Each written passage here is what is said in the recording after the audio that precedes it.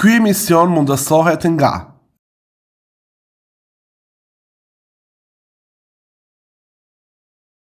Përshëndetje. Si je? Përshëndetje Bernard. Faleminderit shumë. Faleminderit për ftesën. Faleminderit që gjete kohë në këtë ditë të ngarkuar të kuvendit. Dhe të thash flasim se nuk ke qenë dhe kërkova venerës të ndikoje që ne të flasim për atë që se çka përfaqëson Vlenin qeveri. Faleminderit për ftesën. Unë me që jam edhe koordinatori i grupit parlamentar, kam një angazhim shtesë dhe edhe largësia në struk Shkup shpesh e bën të vështirë, mos them të pamundur, po t'ju përgjigjem edhe pyetjeve, kërkesave të gazetarëve për marrë pjesë për emisione ndryshme. Unë edhe ashtu kam marrë rrallë pjesë në për emisione për shkak të edhe të kohës, të mungesës të kohës. Kështu që megjithatë shpreh kënaqësi, me shumë kënaqësi pranova ftesën tuaj.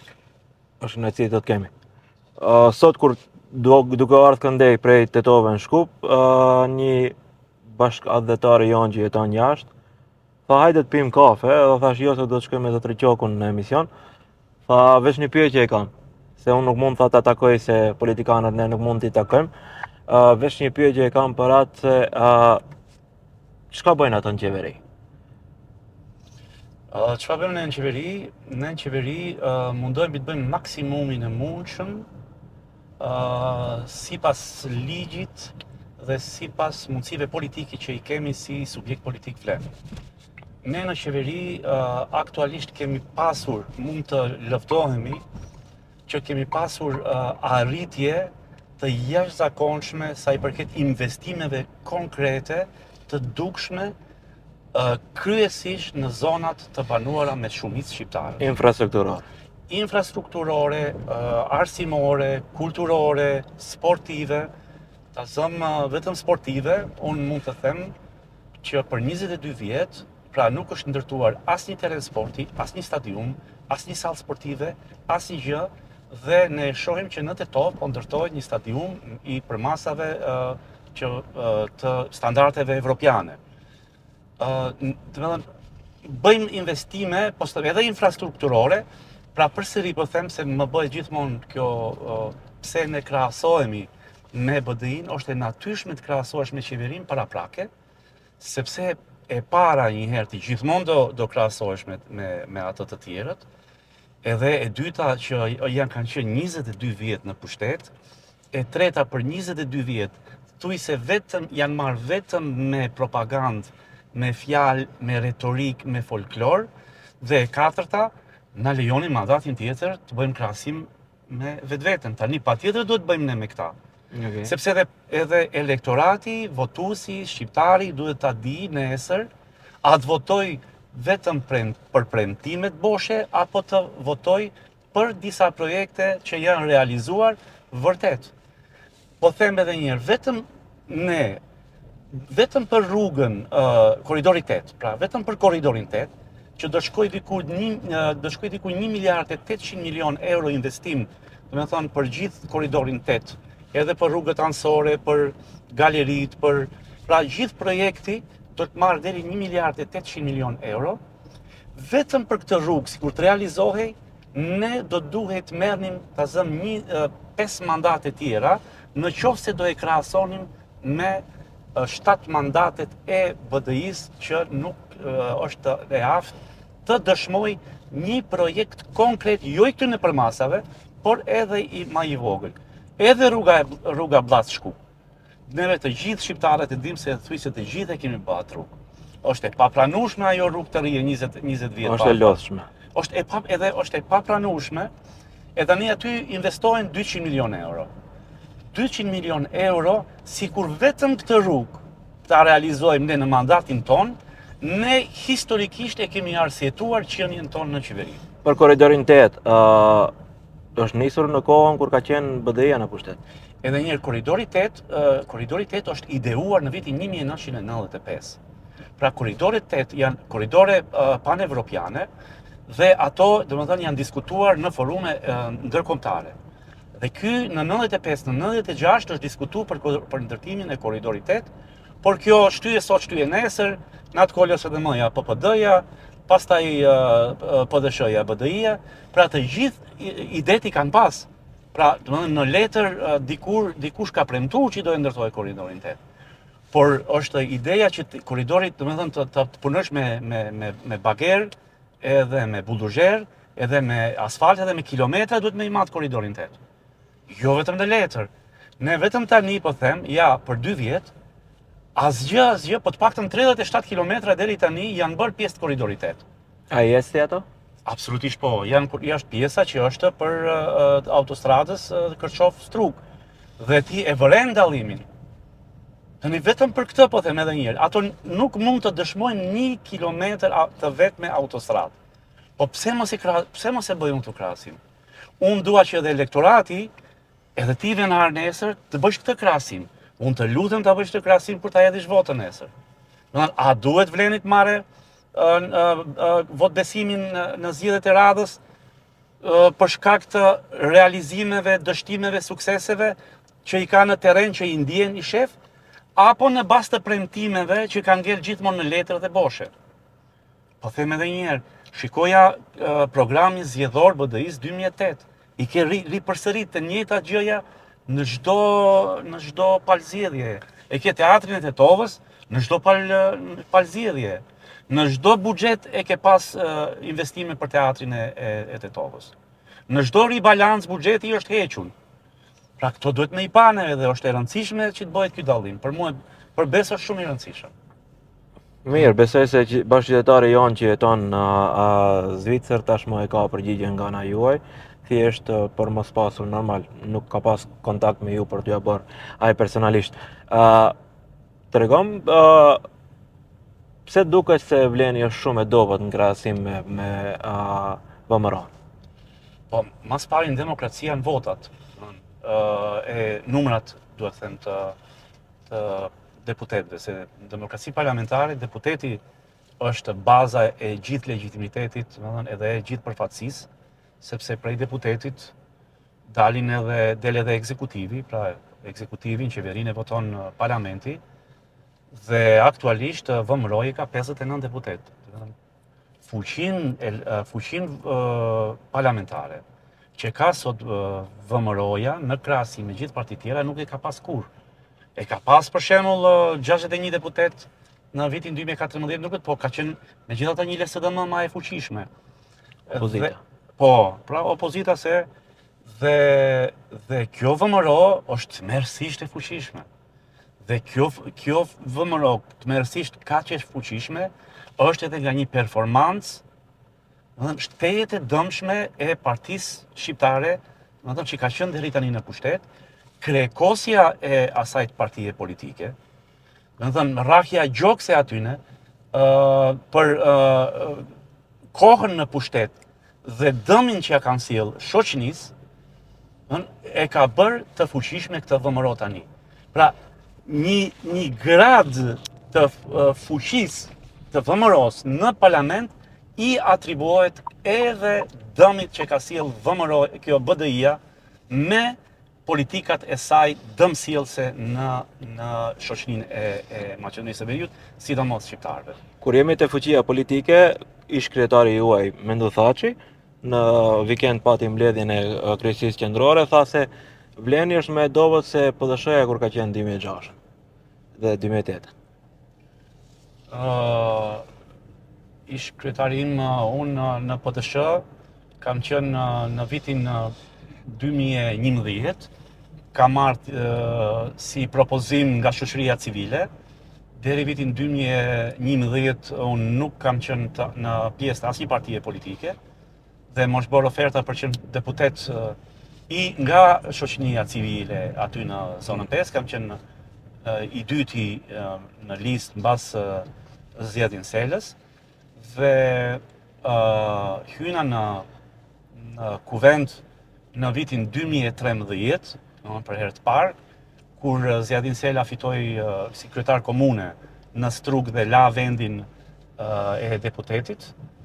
Dhe unë kam qenë në kuvend diku 90 muaj efektivisht, ajo sepse në 2014 U shpallën zgjedhja. Kishte zgjedhje të parakoshme dhe bashkëpunimi im me Menduthaqin ka qenë deri aty, pra deri vitin 2014.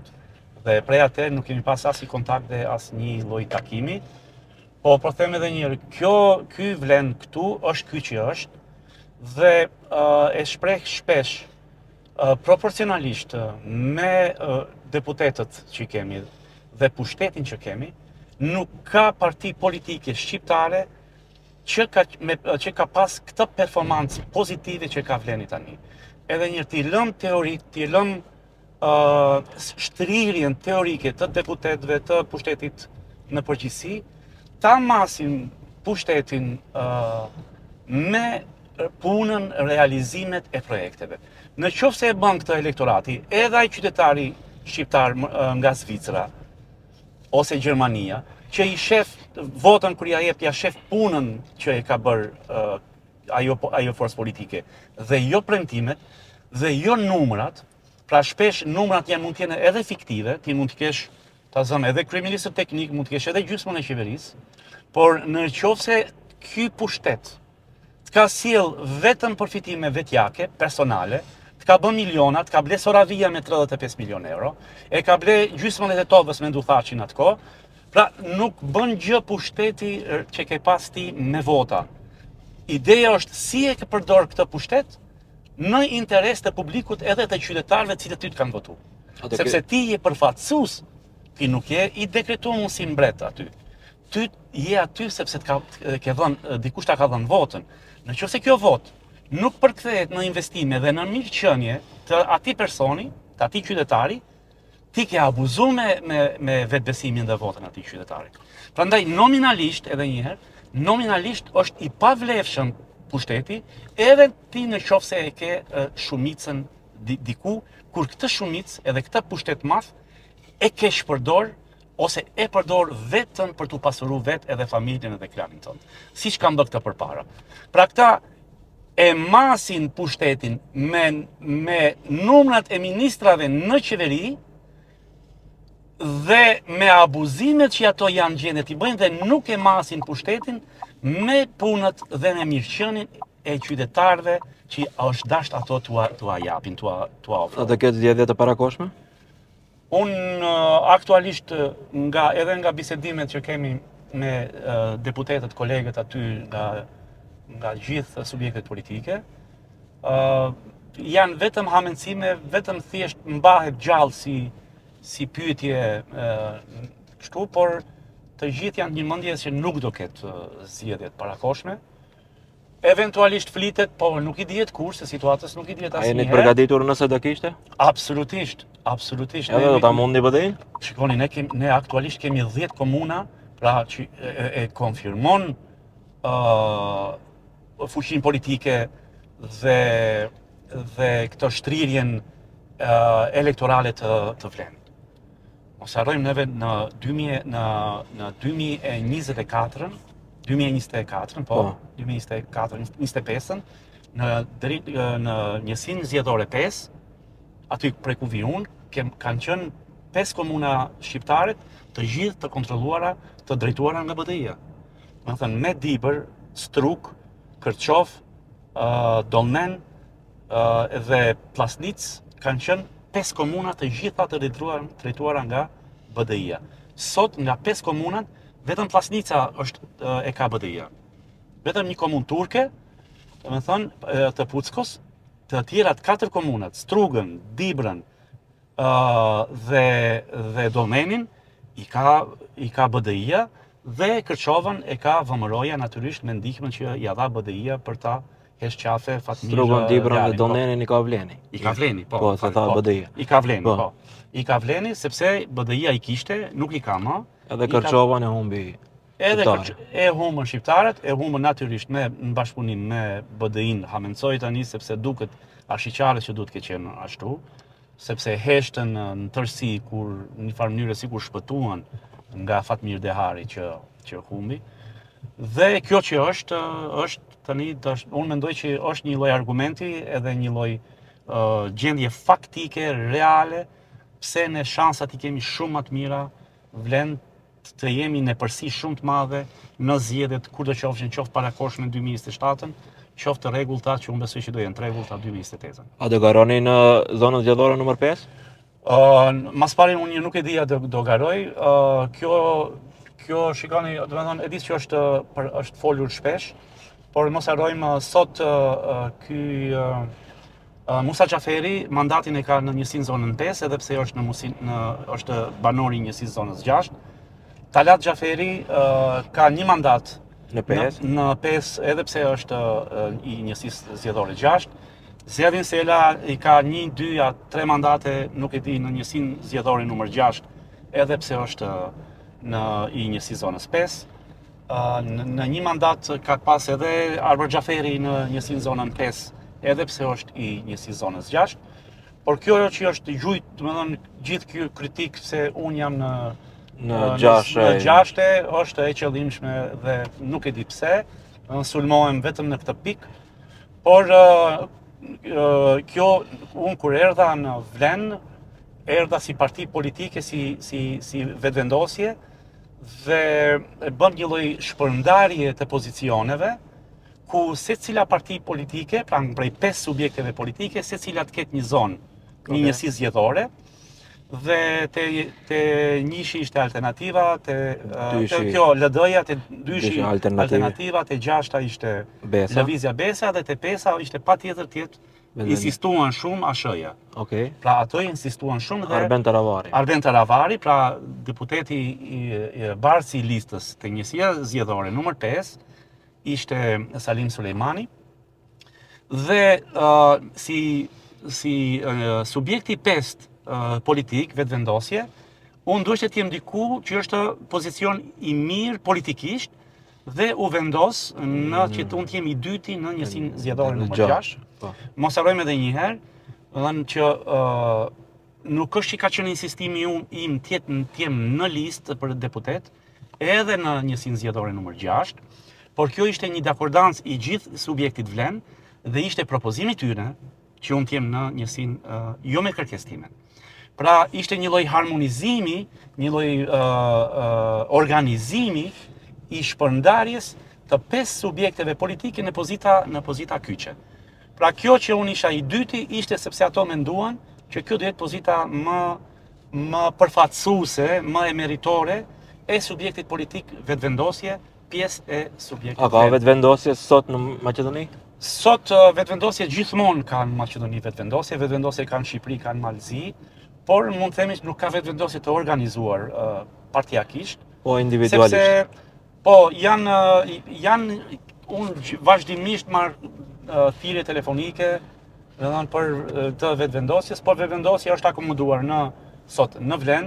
Vleni është një lloj vetëvendosje, aq sa është, dhe nuk i kemi pat arsyeshme, sidomos me një fragmentarizim të atëhershëm të 4-5 subjekteve, të bëhet edhe një subjekt tjetër vetëvendosje, dhe ne morëm vendim që mos e ngrejmë vetëvendosjen në subjekt politik këtu, ose të ndërtojmë një subjekt si motër e vetëvendosjes, por e tham, okay, le të jenë këto 4 subjekte politike dhe do kontribuojmë si një lloj lidhjeje që këto 4 subjekte të sintetizohen edhe në idenë e vetëvendosjes, që e kishte edhe këtë rol. Që vetëvendosja do të jetë një lloj lidhje me që nuk merr pjesë as në pushtet ekzekutiv, edhe është tërësisht politike, edhe përfaqëson një lloj morali edhe një lloj brendi në përgjithësi, dhe kjo të përdoret që të bashkojë të lidh 4 subjektet politike shqiptare, që shpesh edhe din edhe të... A keni ndonjë funksion në vetëvendosje në Kosovë? Jam antar i Këshillit Përgjithshëm. Okej.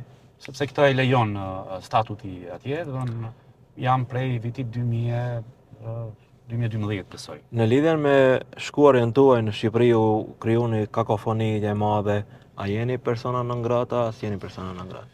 Tani është... Se që është u shit? Po, aty është e pa qartë, sepse unë e kalova kufirin 2 herë, domethënë 2 herë e kalova kufirin. Kjo do të thotë që nuk duhet të jem person non grata atje. Çka ndodhi atëherë? Por që duhet të ketë një lloj, duhet të ketë diçka që nuk shkon, pra mund të jem në një listë diku ose dhe një stop lista disi, por duhet ta kenë bërë këta gabim llogarit dhe kur kam parë që u bë shumë zhurmë, kam parë që kam bërë gabim. Okej.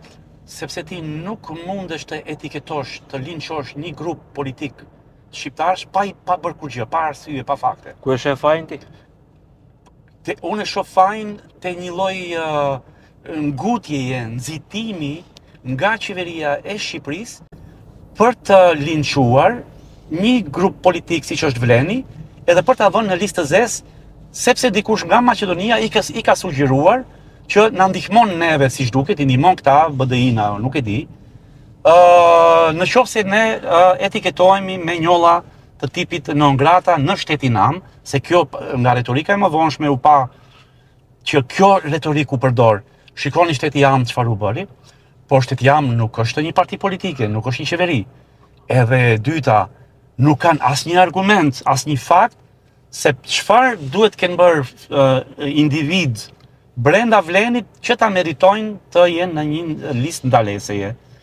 Për shembull, unë e shoh vetëm si një ish student i Shqipërisë, i diplomuar i Shqipërisë në filozofi në Tiranë, nuk shoh tjetër asnjë shkak për të qenë në këtë lloj liste, përveç se kam mbështetur protestën që po zhvillohet atje, por është një protestë që nuk është partijake, pra aty thuhet Ramanburg, Berishamburg, pra ka slogane nga gjithë përfshirëse, pra nuk është mbështetje partijake, as nga Vleni, si Vlen, sepse ne nuk kemi qëndrim partijak, por edhe kundër një partije politike ose individ atje, unë thjesht mbështes sepse A dyshoni te dikush për Maqedonia që përmende?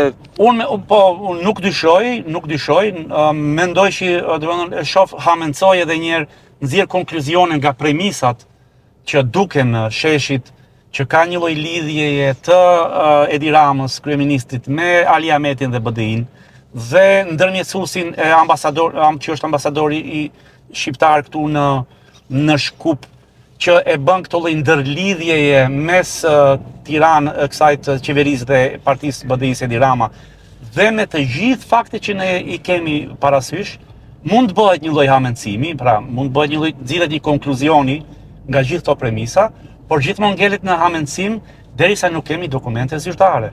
Dokumente zyrtare, domethënë duhet që qeveria e Shqipërisë, pra Ministria e Punëve të Brendshme dhe Punëve të Jashtme, të dale me një deklarat, pra me një kumtes, që të thotë ka një listë, s'ka një listë, është bërë keq kuptim, kërkojnë falje, sepse kemi qenë të keq kuptuar, keq informuar, dhe ndoshta kjo do qartësohej. Vërtet është absurde.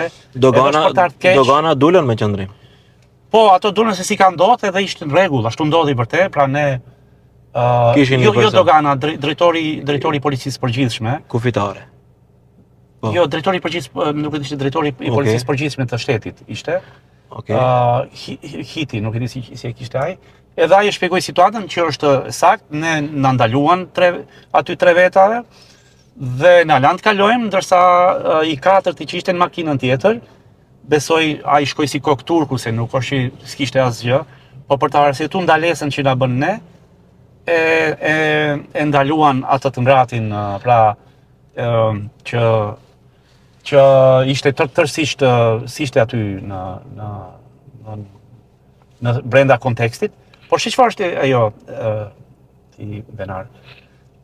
Kjo ma absurdja, domethënë se shkon absurd mbas kur bën një gabim, domethënë edhe shkon gabim mbas gabimi. Këtë të njëjtin, domethënë edhe pse i dhan dokument që ndalohet hyrja, mbas 2 ditëve kaluam e lanë pa problem. Okej. 2 veta tjerë që i kishim neve kur shkuam në Tiranë pim kafe, 2 veta që kishin ndalesën sepse kërcënojnë rendin publik dhe shëndetin publik dhe sigurinë kombëtare, ashtu e kishin ndalesën. Për Maqedonie ishin? Për Maqedonie. Okej. Pra 2 persona, 2 aktivistë të Vlenit. A kanë pozitë ata? Nuk jam i sigurt, aty janë në Dibër, ndoshta edhe mund të jenë. Okej.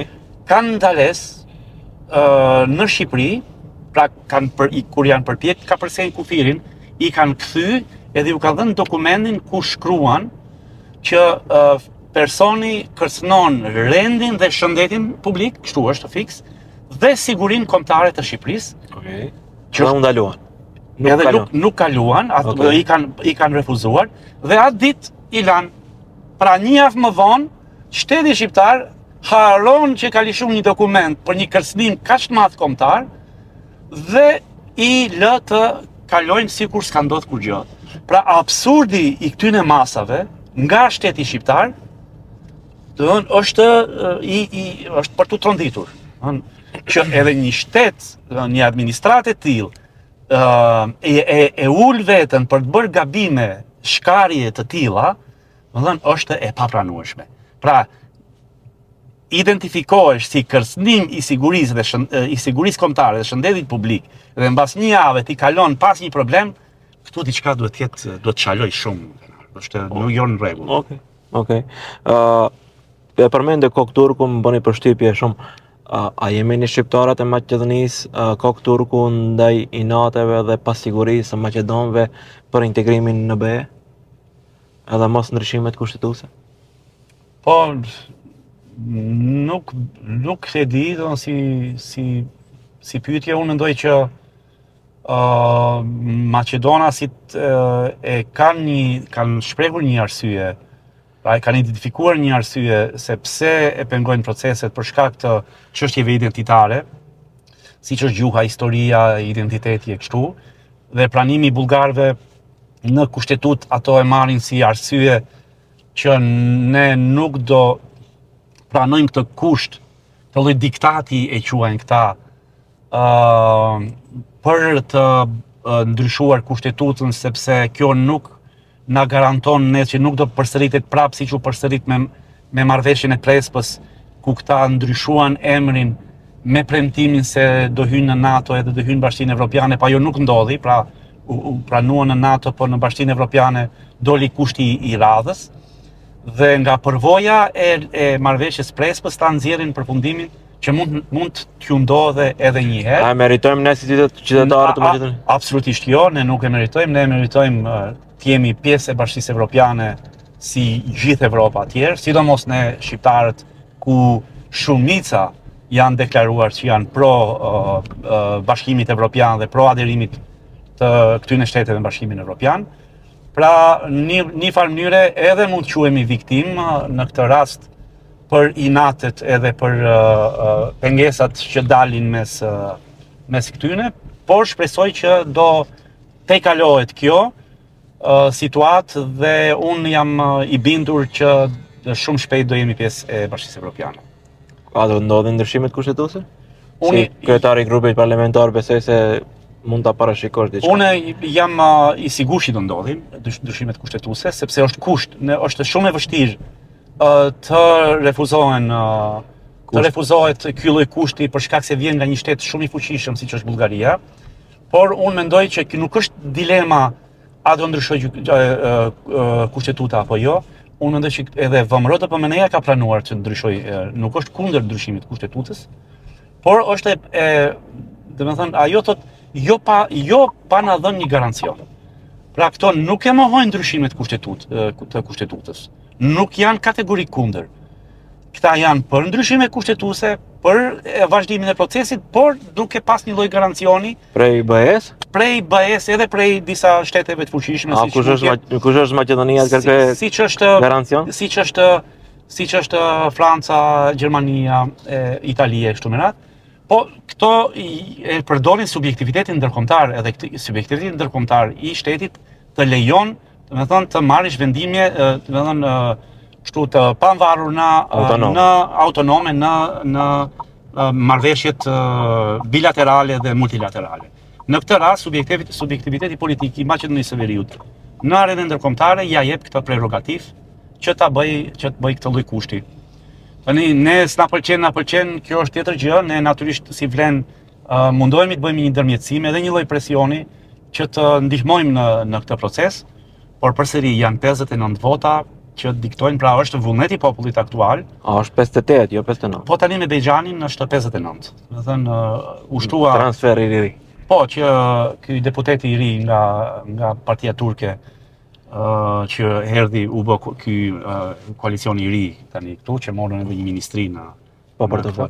Po, pa portofol. Domethënë janë bërë 59 deputet, që është, domethënë vërtet vetëm 2 deputet bëjnë shumicën. A mundet për shembull ti i njeh personalisht të gjithë liderët e partive politike, personalisht me ta si qëndron? Liderët e partive politike Shqiptare. pa shqiptare, po aktualisht domethënë është një lloj Mendoj jashtë politikës, normal, flasish, bisedon. Jo, nuk kemi shumë komunikime me këta, fatkeqësisht kjo është ndoshta ku çalon politika shqiptare shumë, janë inatet që jo vetëm që janë brenda kuvendit, por shpesh manifestohen edhe jashtë kuvendit, edhe jashtë institucioneve shtetërore. Unë këtu në kuvend tani e vërej që është një lloj defekti shumë i madh, pra dhe një lloj ceni i karaktereve të politikanëve shqiptarë që mbajnë inate, edhe shpesh më vjen keq kur shoh që Partitë Maqedonase megjithse zënkat edhe konfliktet që mund t'i bëjnë në kuvend, nëpër institucione, por megjithatë ruaj një lloj komunikimi, gjë që nuk e bëjmë ne shqiptarët. Kuvend nuk përshëndeti? Po përshëndetemi, po Ali Ahmetin e përshëndet? Po sot e takova në korridor, e përshëndeta, nuk ma ktheu përshëndetjen. Përshëndeta Tala Xhaferin, nuk ma ktheu përshëndetjen në korridor. Pra janë këto lloj dukuri që të bëjmë të të vije keq pse vjen puna deri këtu. Po siç duket neve jemi ende të vegjël në demokraci. Unë shpesh them shqiptarët e kanë moshën e foshnjërisë të demokracisë, sepse vetëm unë ta zëm, po edhe zoti Ahmeti, edhe zoti Tala Xhaferi kemi lindur në kohën e monizmit dhe ne mund të quhemi gjenerata e parë e demokracisë liberale, pluraliste, dhe siç duket ende nuk po e gjejmë atë modus vivendi, mënyrën e sjelljes demokratike të duhur nëpër institucione shqiptare, ku është edhe një tjetër problem që ne shqiptarët edhe të ri jemi brenda institucioneve shqiptare.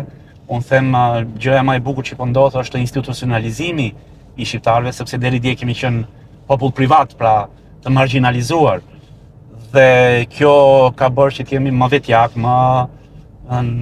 më individualist, sepse kur nuk je pjesë e institucioneve, kur nuk të mbron institucioni, e përdor atë parimin e hopsit që secili është ujk për secilin, sepse nuk të ruan institucioni, po të ruan vetëm fuqia e vetvetes.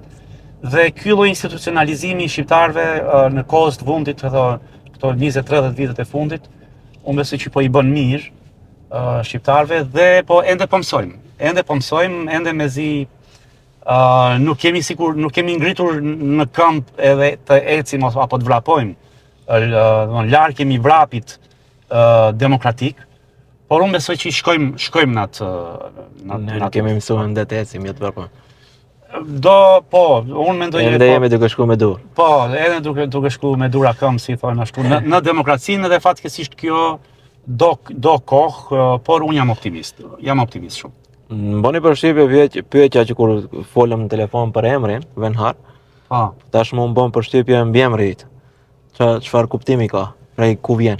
Qoku është mbiemër i vjetër shumë shqiptar, i ka disa kuptime, por mos harrojmë familja Qoku është e vjetër edhe shquhet me disa figura të rëndësishme të historisë shqiptare.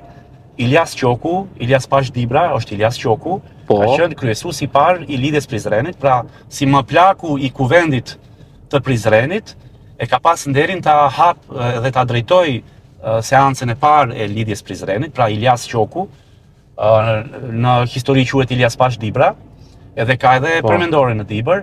Pastaj kemi Hamdi Qoku. Do ju buroni prej asaj familje. Hamdi Bej Qokun, i cili është nipi i Ilyas Qokut, që ka qenë një lloj guvernatori i Ohrit në një kohë në fillim të viteve 1900. Është te libri e Qerembej Vlorës, është nëse dëgjuesit e shohin këtë pjesë, është një nga librat më të bukur, një monografi nga më të bukura që kam lexuar unë për historinë. Është një vepër autobiografike e Qerim Bej Vlorës, një figurë e madhe historike dhe përmend kur ka shkuar në Ohër e ka taku Hamdi Qokun, por edhe disa figura të tjera të familjes Qoku që kanë qenë pjesë e rëndësishme e historisë të shqiptarëve.